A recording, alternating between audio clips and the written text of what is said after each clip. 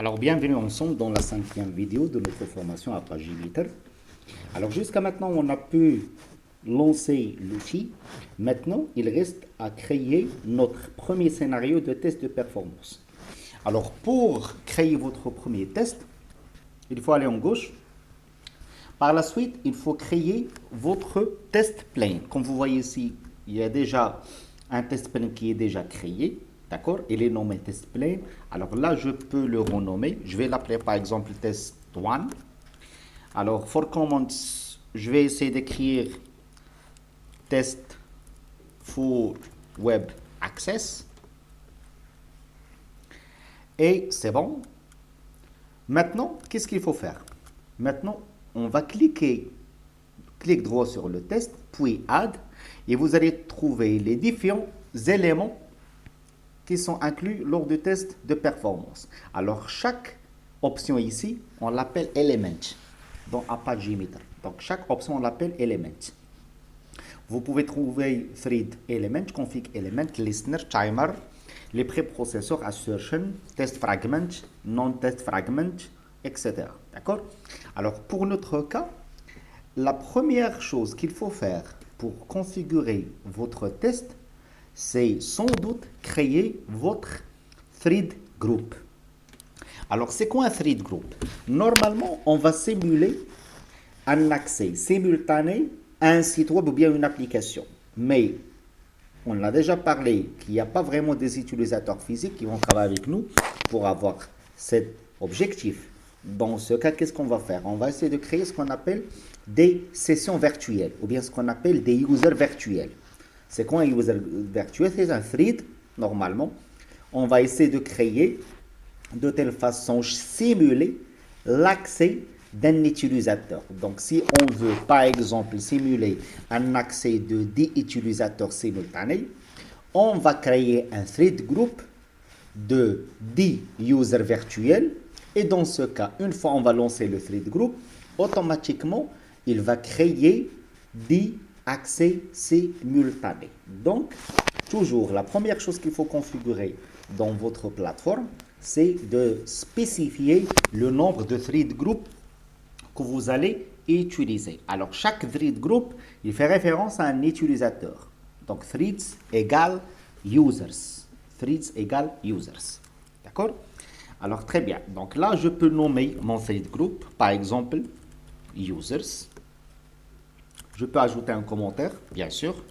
Users for web access. Alors ici, je peux paramétrer les propriétés de thread. La première chose, il faut spécifier le nombre de threads. Le nombre de threads, c'est-à-dire le nombre d'utilisateurs virtuels qui vont accéder à notre application web ou bien à notre site web. Dans un premier temps, je vais travailler avec 5 users virtuels, c'est-à-dire 5 threads.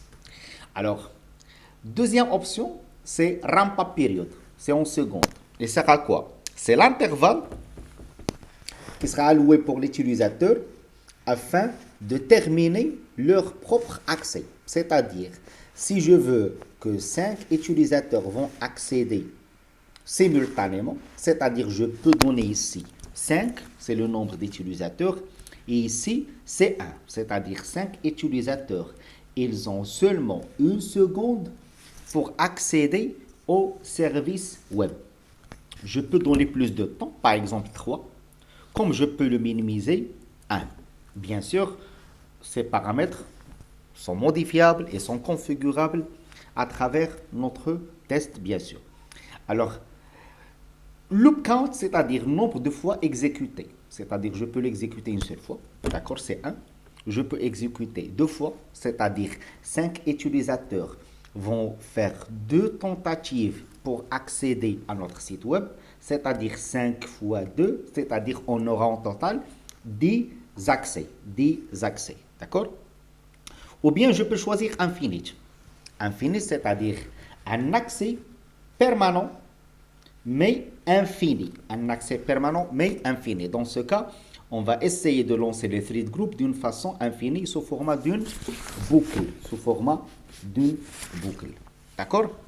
Alors, là, je peux choisir dans un premier temps 5 utilisateurs ils ont seulement une seconde pour accéder et une seule fois. Ils vont accéder une seule fois.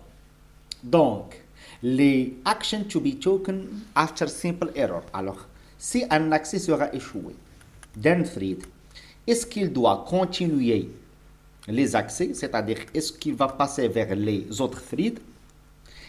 Est-ce qu'il va stopper carrément le thread, c'est-à-dire si le 1 échoue, il va carrément stopper le thread. Est-ce qu'il va stopper carrément le test ou bien est-ce qu'il va stopper le test mais d'une façon urgente, c'est-à-dire stop test now. Alors ce sont des options que vous pouvez configurer pour paramétrer votre thread group. Donc ça, ce qu'on appelle les thread group, ce sont les utilisateurs qui vont accéder avec un intervalle de temps pour avoir un service, que ce soit web, que ce soit messagerie, que ce soit FTP ou bien autre.